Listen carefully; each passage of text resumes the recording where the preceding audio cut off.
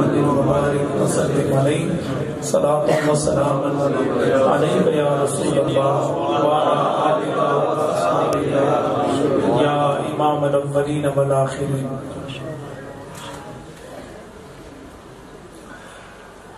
حاضرین و ناظرین و سامعین گرامی مرتبت،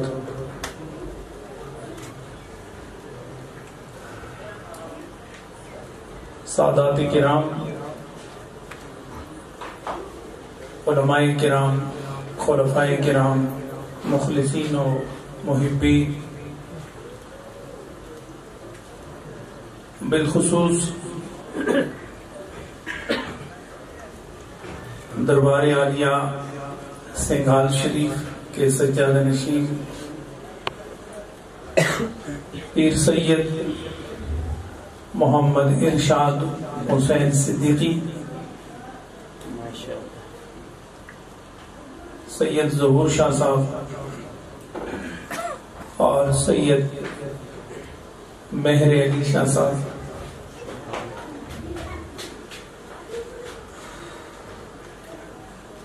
میرپور بالخصوص اور آزاد کشمیر میں بالعموم یکساں شہرت و قبولیت و مقبولیت کی حامل شخصیت حضرت علامہ مفتی محمد وسیم رضا قادری صاحب، سبحان اللہ، حضرت علامہ محمد طلحہ صدیقی صاحب،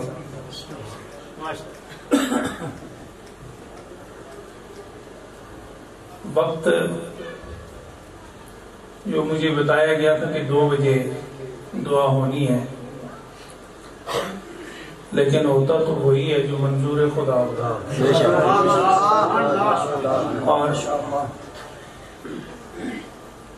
ہم جو اس قدر سارے اطمینان سے بیٹھے ہیں تو اس کا مطلب یہ ہے کہ دربار رسالت میں بھی منظوری ہے اور دربار خدا میں بھی منظوری ہے، اور دیکھیں کہ اس منظوری کے لیے وسیلہ کتنا رسیلہ ہے، کتنا رسیلہ ہے، اور وہ بھی شہدائے کربلا کی طرح۔ ہم سب کی یہ سعادت ہے، اور یہ یاد رکھیں کہ ہم بلائے گئے ہیں، یہاں محبت اہل بیت کا دسترخوان سجا ہوا ہے، اور جہاں محبت اہل بیت کا دسترخوان سجا ہو، سمجھو کہ خدا بھی وہیں اپنی رحمتوں کا نزول فرما رہا ہے۔ آج میں کوئی تفصیلی بیان و خطاب گفتگو آپ سے نہ کر سکوں گا کیونکہ وقت بہت ہو چکا ہے۔ پچھلے سال تھوڑا سا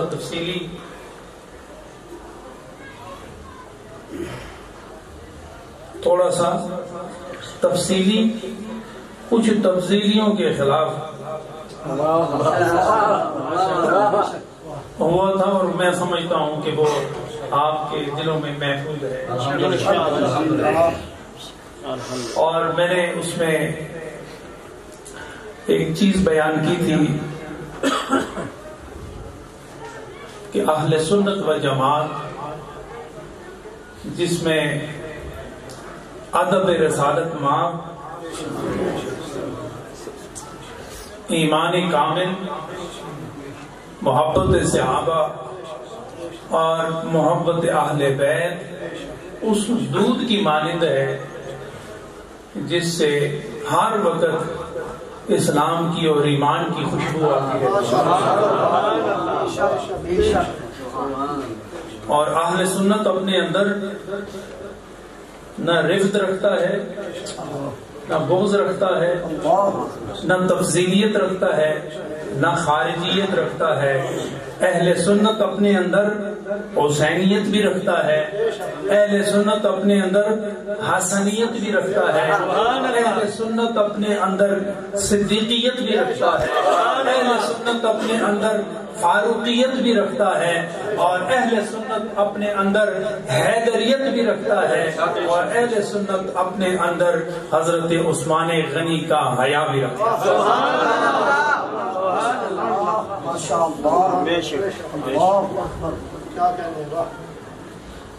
میں تفصیل میں نہیں لے کے جاؤں گا. سرکار دو عالم صلی اللہ علیہ وسلم کا ایک فرمان اور امام شافعی کی بیان کردہ ایک روایت میں پیش کروں گا.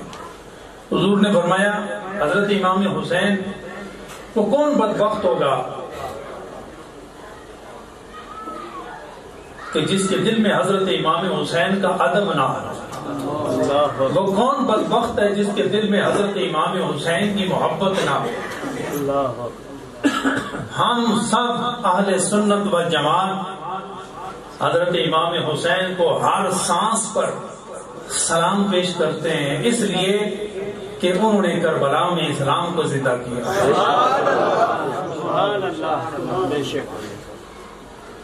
حضور صلی اللہ علیہ وسلم نے ارشاد فرمایا, انی تارک فیکم ثقلین, کہ میں تمہارے درمیان ثقلین چھوڑ کے جا رہا ہوں. تو وہ کیا ہے؟ قرآن اور اہل بیت. تو یوں بھی تو کہہ سکتے تھے نا کہ میں تمہارے درمیان دو چیزیں چھوڑ کے جا رہا ہوں, ایک قرآن ہے اور ایک اہل بیت ہے. یہ ثقلین کیوں فرمایا؟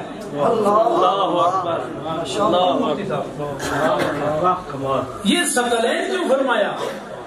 ثقلین کس کو کہتے ہیں؟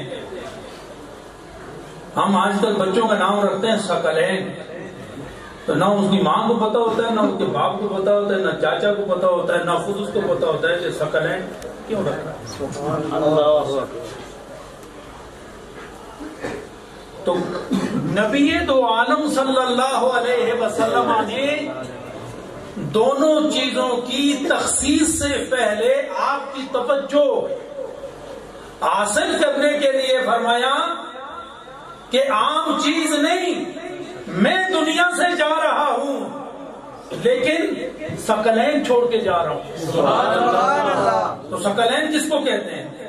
فرمایا اس کو ہلکا نہ سمجھنا, یہ اتنا بھاری بھرکم ہے, اتنا وزندار, اتنا شاندار کہ اس کی مثال نہ پچھلوں میں نظر آتی ہے نہ اگلوں میں نظر آتی ہے. تو یہ وزندار, یہ شاندار, یہ ایماندار, یہ تقوی دار, یہ دو ثقلین کون ہیں؟ فرمایا ایک قرآن ہے اور دوسرا اہل بیت. اہل بیت نہیں ہوتا, اہل بیت ہوتا ہے, اہل بیت. تو فرمایا جب تک یہ دونوں ثقلین ان وزندار حیثیتوں سے تمہارا تعلق رہے گا, تو جس طرح خدا نے قرآن اور اہل بیت کو وزن دیا ہے, اس محبت سے خدا تمہارا بھی وزن بنا. پھر تم بھی وزندار ہو جاؤ گے, پھر نہ کبھی ادھر جاؤ گے نہ ادھر جاؤ گے. یہ دونوں فرمایا لا یفترقا, اہل بیت نہ قرآن سے جدا اور نہ قرآن اہل بیت سے جدا, حتی یردا علی الحوض. جب قیامت آئے گی نا اور حوض کوثر پر جاؤں گا, میں وہاں پر ہوں گا, تو جب قرآن آئے گا تو اہل بیت ساتھ ہوں گے, اور جب اہل بیت آئیں گے تو قرآن بھی ان کے ساتھ. تو فرمایا ان دونوں کو نہ چھوڑنا, دنیا میں ان دونوں کو نہ چھوڑنا. جب یہ اہل بیت اور قرآن حوض کوثر پر جائیں گے تو ہمیں دنیا میں ہی چھوڑ جائیں گے یا ساتھ لے کے جائیں گے؟ بولو ساتھ لے کے جائیں گے. تو ساتھ کب لے کے جائیں گے؟ جب ہم ان کو پکڑ کے رکھیں گے. اچھا صحیح بتاؤ، ایمان سے بتانا، قرآن پڑھتے ہو تو لذت آتی؟ قرآن پڑھتے ہیں نا، یا قرآن سنتے ہیں تو لذت آتی ہے کہ نہیں؟ کیوں آتی ہے؟ سبحان اللہ. میں نے کہا آج میں گفتگو لمبی نہیں کروں گا، صرف موٹی موٹی چیزیں آپ کے دل میں ڈالنا چاہتا ہوں. کیا بات. قرآن پڑھتے ہو یا قرآن سنتے ہو تو لذت محسوس ہوتی ہے دل کو، روح کو، کانوں کو، دماغ کو، اور پھر ہلتے بھی ہیں کہ نہیں؟ ایسا ہے کہ نہیں؟ کیوں؟ کہ ایمان موجود ہے، اور جب ایمان موجود ہوتا ہے قرآن پڑھو تو لذت ملتی ہے، قرآن سنو تو لذت ملتی ہے. اگر قرآن کا یہ حال ہے تو مجھے کہنے دیجئے کہ اہل بیت کا بھی وہ مقام ہے کہ ان کو پڑھو تو لذت ملتی ہے، ان کو سنو تو لذت ملتی ہے.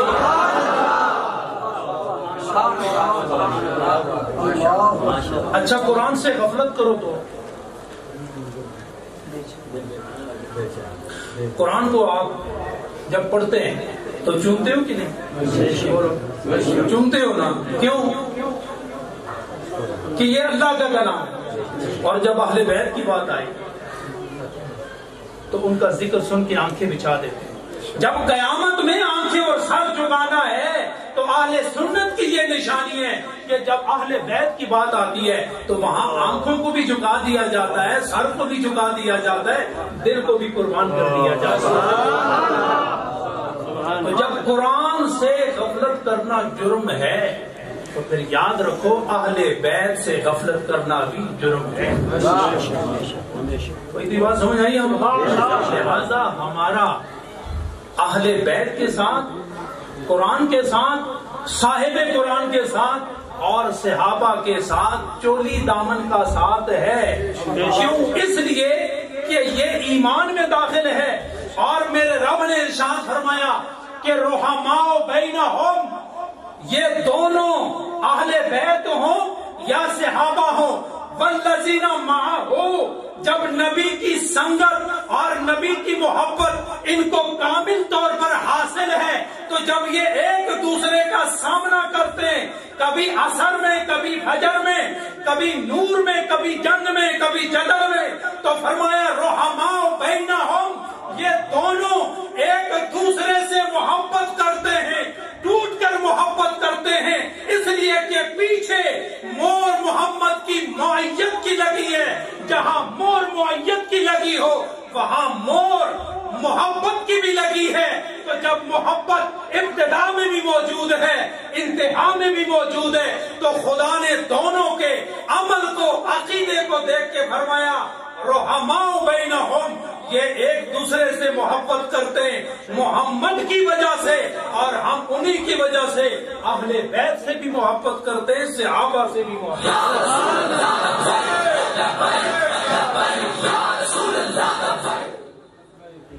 حضرت امام شافعی، بہت ساری باتیں میں بیان کرنا چاہتا تھا لیکن یہاں علماء ایک تاریخی بات کرتے ہیں.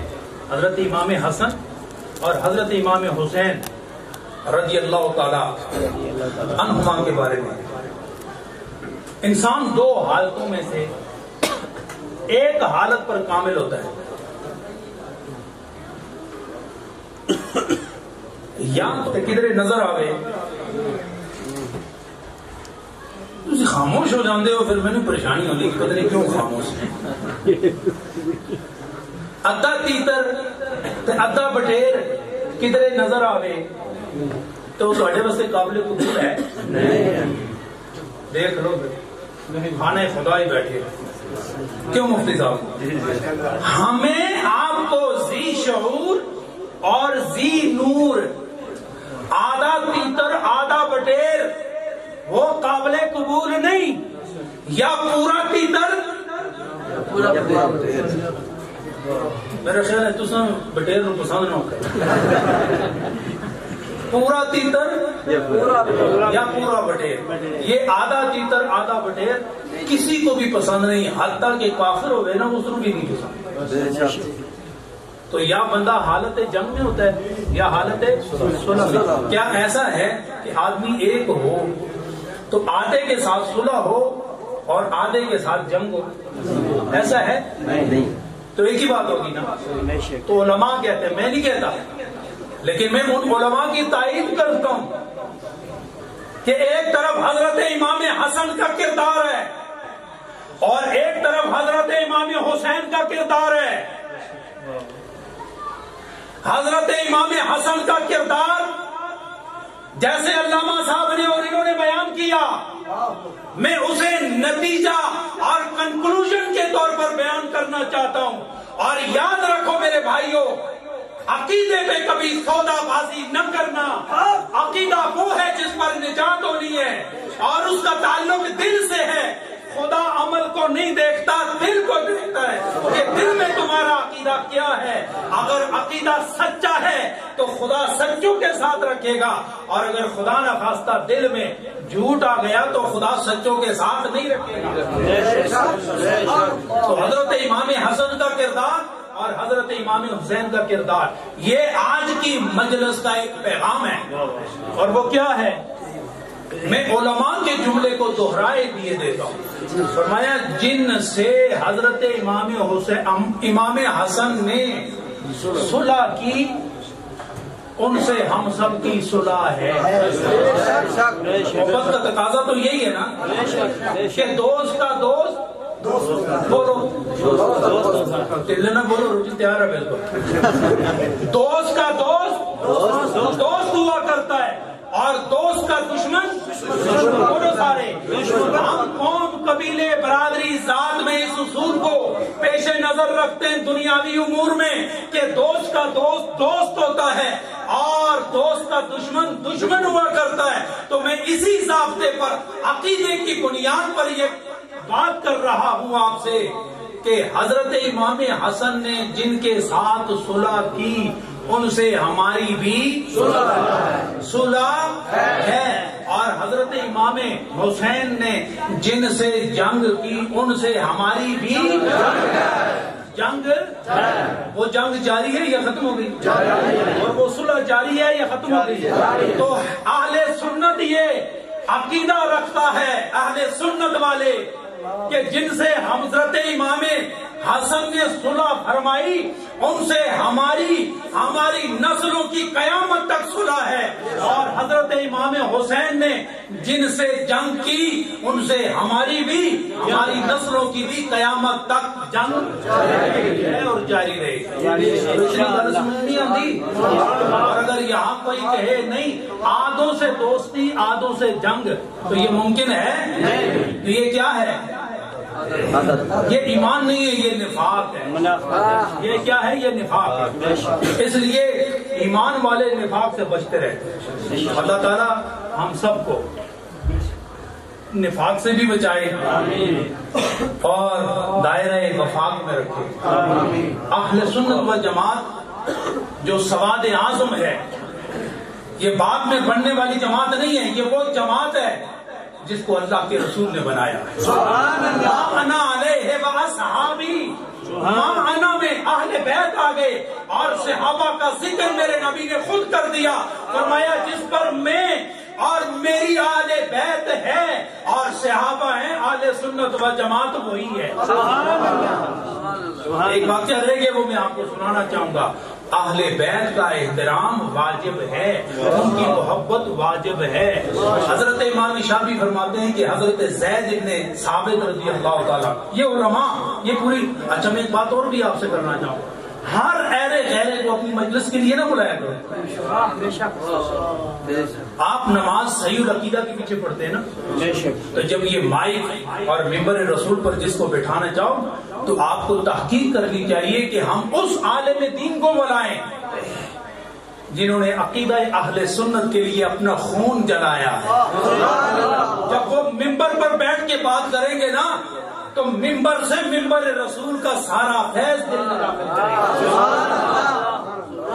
یہ حضرت علامہ مفتی وسیم رضا قادری صاحب کتنی پیار کی باتیں کرتے ہیں، اور الحمدللہ اہل سنت و جماعت مسلکی منافرت نہیں پھیلاتے، بدامنی نہیں پھیلاتے. حسینیت کا کردار اور حسنیت کا کردار اگر کہیں دیکھنا ہو تو وہ اللہ رب العزت نے پورے اہتمام کے ساتھ اس کا اعزاز اہل سنت و جماعت کو عطا فرمایا. تو حضرت امام شافعی فرماتے ہیں کہ حضرت زید بن ثابت جو کبار صحابہ کرام میں جن کا شمار ہوتا ہے، ان کی والدہ کا انتقال ہو گیا. جنازہ پڑھنے کے بعد جب ان کے قریب سواری لائی گئی تو رکاب میں پیر رکھنے لگے. جانتے اتنی گل تو سمجھ آ رہی نا، آج کل تو گاڑیوں کے پائیدان ہے نا، تو کسی بزرگ کو، پیر کو، عالم دین کو آپ گاڑی میں سوار کریں تو ہاتھ سے پکڑتے ہیں کہ یہ آرام سے بیٹھے. ایسا ہے کہ نہیں؟ تو جب وہ سواری پہ سوار ہونے لگے تو حضرت عبداللہ ابن عباس رضی اللہ تعالیٰ جو آل رسول میں سے ہیں، وہ آگے گئے، انہوں نے رکاب پکڑی. عمر میں چھوٹے ان سے، وہ ایک دم پیچھے ہٹے. کہا یہ کیسے ہو سکتا ہے کہ میں سواری پر چڑھوں اور آل رسول میری رکاب پکڑے؟ یہ نہیں ہو سکتا. تو فوراً آگے گئے. فقدما وقبل زید یدہ، وہ کبار صحابہ کرام میں سے حضرت زید ابن ثابت آگے گئے، ان کا ہاتھ پکڑا. عمر میں وہ ان سے چھوٹے ہیں، ہاتھ پکڑا اور آل رسول کا ہاتھ چوما. چوما تو وہ کہنے لگے لماذا فعلت ھذا، اے زید ابن ثابت آپ نے ایسا کیوں کیا؟ تو وہ عرض کرنے لگے امرنا ان نفعل بآل نبینا ھکذا، کہ ہمیں یہ حکم دیا گیا ہے کہ آل رسول جہاں بھی ملے ان کا ہاتھ چومو. ہاتھ تم چومو گے، رسول اعظم وہاں راضی ہو جائے گا. حضرت زید ابن ثابت تو وہ کہنے لگے میں نے جو رکاب آپ کے سامنے رکھنے کی کوشش کی تو یہ اس لیے کی کہ ہمیں بھی یہ آرڈر ہے کہ ھکذا نفعل بعلمائنا. سبحان اللہ. میں نے رکاب آگے کی کہ آپ پاؤں رکھ کے اوپر چڑھ جائیں، تو میں نے یہ اس لیے کیا کہ ھکذا نفعل بعلمائنا، ہمیں امت محمدی میں جہاں جہاں علماء نظر آتے ہیں ہمیں بھی یہ حکم کیا گیا کہ جہاں میری امت کے علماء نظر آئیں ان کا احترام کرو، ان کا ادب کرو. یہی دین کا تقاضا ہے کہ علماء کا بھی احترام ہو، سادات کا بھی احترام ہو، اور ان کے درمیان وہی محبت ہو جو رحماء بینہم کا تقاضا.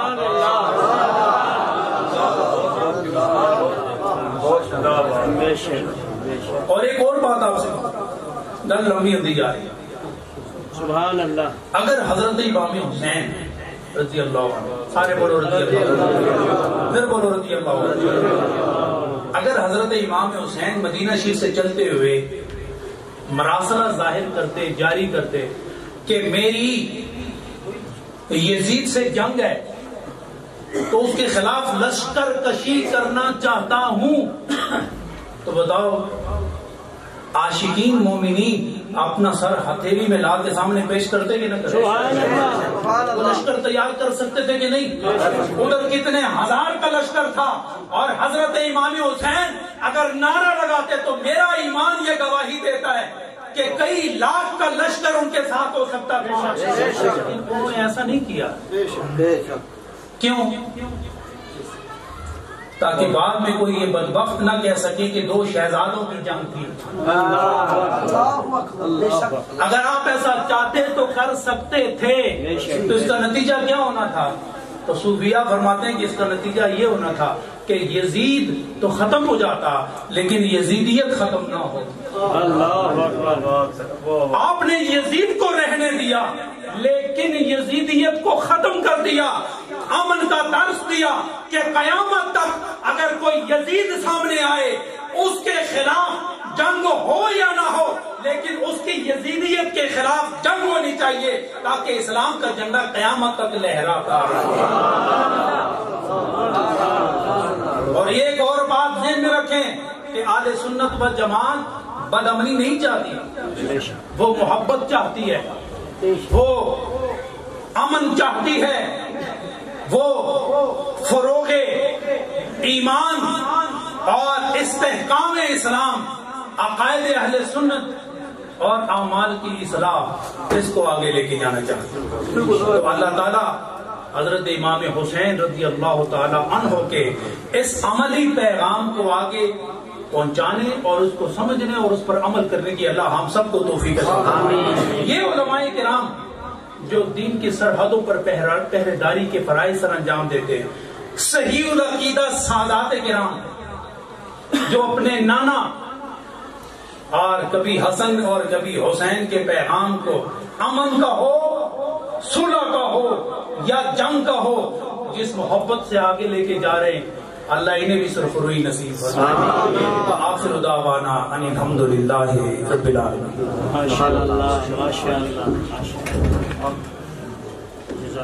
جزاک اللہ، ماشاء اللہ۔ تمام احباب تشریف رکھیں۔